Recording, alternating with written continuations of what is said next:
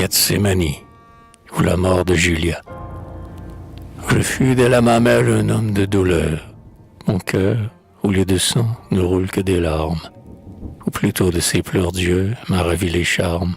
Il a pétrifié les larmes dans mon cœur. L'amertume est mon miel, la tristesse est ma joie. Un instinct fraternel m'attache à tout cercueil. Nul chemin ne m'arrête, à moins que je n'y voie quelque ruine ou quelque deuil.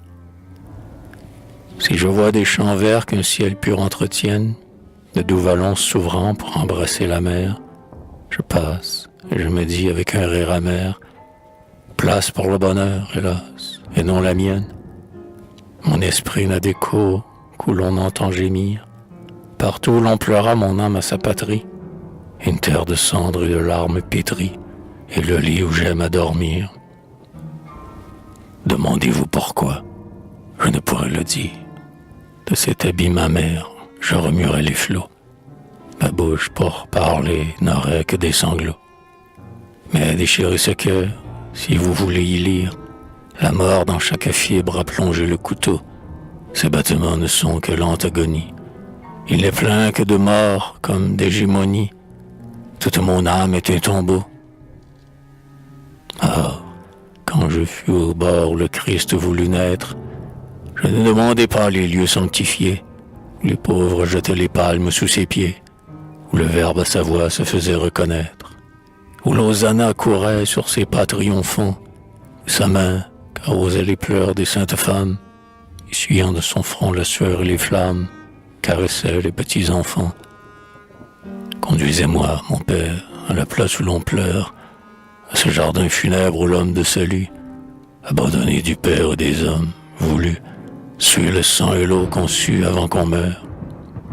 Laissez-moi seul. Allez, j'y veux sentir aussi ce qu'il tient de douleur dans une heure infinie. Âme de désespoir, mon culte est l'agonie. Mon hôtel à moi, c'est ici. Il est au pied poudreux du jardin des Olives, sous l'ombre des remparts d'où s'écroule à Sion. Un lieu d'où le soleil écarte tout rayon, où le tari filtre entre ses deux rives. Josaphat sépulcre, y creuse ses coteaux. Au lieu d'herbe, la terre y germe des ruines, et des vieux troncs minés les traînantes racines fendent les pierres des tombeaux. Là, s'ouvre entre deux rocs la grotte ténébreuse, où l'homme de douleur vint savourer la mort, quand, réveillant 3 fois l'amitié qui s'endort, il dit à ses amis, « Veillez, l'heure est affreuse. » La lèvre, en frémissant, croit encore étancher, sur le pavé sanglant les gouttes du calice, et la moite sueur du fatal sacrifice sue encore au flanc du rocher. Le front entre mes deux mains, je m'assis sur la pierre, pensant ce qu'avait pensé ce front divin, et repassant en moi, de leur source à leur fin, ces larmes dont le cours a creusé ma carrière. Je repris mes fardeaux et je les soulevai, je comptai mes douleurs, mort à mort, vie à vie, puis dans un songe enfin mon âme fut ravie. Quel rêve, grand Dieu, je rêvais. J'avais laissé non loin, sous l'aile maternelle, ma fille, mon enfant, mon souci, mon trésor. Son front à chaque été s'accomplissait encore, mais son âme avait l'âge où le ciel les rappelle. Son image de l'œil ne pouvait s'effacer. Partout à son rayon sa trace était suivie, et, sans se retourner pour me porter en vie, nul père ne la vit passer. C'était le seul débris de ma longue tempête, seul fruit de tant de fleurs, seul vestige d'amour, une larme au départ, un baiser au retour, pour mes foyers errants une éternelle fête. C'était sur ma fenêtre un rayon de soleil, un oiseau gazouillant qui buvait sur ma bouche, un souffle harmonieux la nuit près de ma couche, une caresse à mon réveil. C'était plus de ma mère, hélas, c'était l'image. Son regard par ses yeux semblait me revenir. Par elle, mon passé renaissait à venir. Mon bonheur n'avait fait que changer de visage. Sa voix était l'écho de 10 ans de bonheur. Son pas dans la maison remplissait l'air de charme. Son regard dans mes yeux faisait monter les larmes. Son sourire éclairait mon cœur. Mon front se nuançait à ma moindre pensée. Toujours son bel œil bleu réfléchissait le mien. Je voyais mes soucis teindre et mouiller le sien, comme dans une eau claire une ombre redressée. Mais tout ce qui montait de son cœur était doux, et sa lèvre jamais n'avait un pli sévère. En joignant ses deux mains dans les mains de sa mère, pour prier Dieu sur ses genoux. Je rêvais qu'en ces lieux je l'avais amenée, et que je la tenais belle sur mon genou. Un de mes bras portant ses pieds, l'autre son cou, ma tête sur son front tendrement incliné. Ce front, se renversant sur le bras paternel, secouait l'air bruni de ses tresses soyeuses. Ses dents blanches brillaient sous ses lèvres rieuses, qu'entr'ouvrait leur rire éternel. Pour me darder son cœur et pour puiser mon âme, toujours vers moi, toujours ses regards se levaient, et dans le doux rayon dont mes yeux la couvraient, Dieu seul peut mesurer ce qu'il brillait de flammes. Mes lèvres ne savaient d'amour où s'opposer. Elle les appelait comme un enfant qui joue, et les faisait flotter de sa bouche à sa joue, qu'elle dérobait au baiser. Et je disais à Dieu, dans ce cœur qu'elle enivre, mon Dieu, tant que ses yeux luiront autour de moi, je n'aurai que des chants et des grâces pour toi.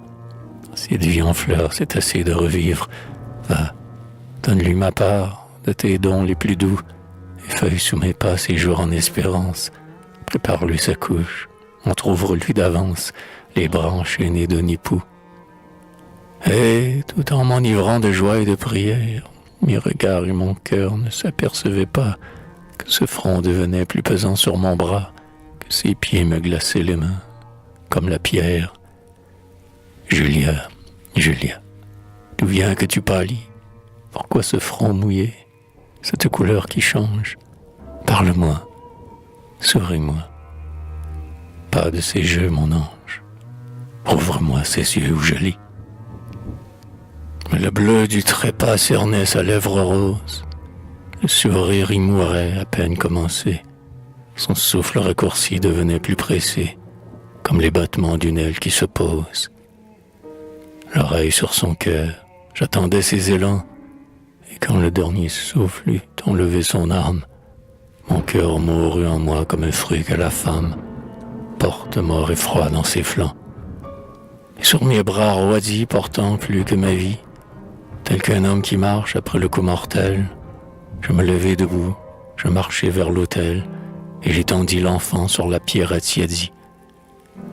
Et ma lèvre, à ses yeux fermés, vint se coller, et ce front déjà marbre était tout tiède encore, comme la place au nid de l'oiseau d'une aurore vient à peine de s'envoler. Et je sentis ainsi, dans une heure éternelle, passer des mers d'angoisse et des siècles d'horreur, et la douleur combla la place où fut mon cœur.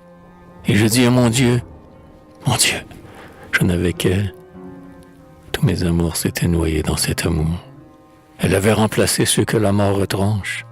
C'était l'unique fruit demeuré sur la branche, après les vents de mauvais jours. C'était le seul anneau de ma chaîne brisée, le seul coin pur et bleu dans tout mon horizon, pour que son nom sonnât plus doux dans la maison. D'un nom mélodieux, nous l'avions baptisé. C'était mon univers, mon mouvement, mon bruit, la voix qui m'enchantait dans toutes mes demeures, le charme, le souci de mes yeux, de mes heures, mon matin, mon soir et ma nuit. Le miroir où mon cœur s'aimait dans son image, le plus pur de mes jours sur ce front arrêté, un rayon permanent de ma félicité, tous tes dons rassemblés, Seigneur, sur un visage. Nous fardeaux comme mon cou sa mère suspendait, yeux où brillaient mes yeux, âme à mon sein ravi, voix où vibrait ma voix, vie où vivait ma vie, ciel vivant qui me regardait. Eh bien, prends, assouvis, implacable justice, d'agonie et de mort ce besoin immortel. Moi-même je l'étends sur ton funèbre autel. Si je l'ai tout vidé, brise enfin mon calice. Ma fille, mon enfant, mon souffle, la voilà, la voilà. J'ai coupé seulement ses deux tresses, dont elle m'enchaînait hier dans ses caresses, et je n'ai gardé que cela. Un sanglot m'étouffa, je m'éveillai, la pierre suintait sous son corps d'une sueur de sang. Ma main froide glaçait mon front en y passant. L'horreur avait gelé deux pleurs sous ma paupière. Je m'enfuis. L'aigle niais moins prend à courir. Des sanglots étouffés sortaient de ma demeure. L'amour seul suspendait pour moi sa dernière heure. Elle m'attendait pour mourir. Maintenant tout est mort dans ma maison aride. Deux yeux toujours pleurants sont toujours devant moi. Je vais sans savoir où. J'attends sans savoir quoi. Mes bras s'ouvrent à rien et se ferment à vide. Tous mes jours et mes nuits sont de même couleur. La prière en mon sein avec l'espoir est morte. Mais c'est Dieu qui t'écrase, ô mon âme. Sois forte. Baisse sa main sous la douleur.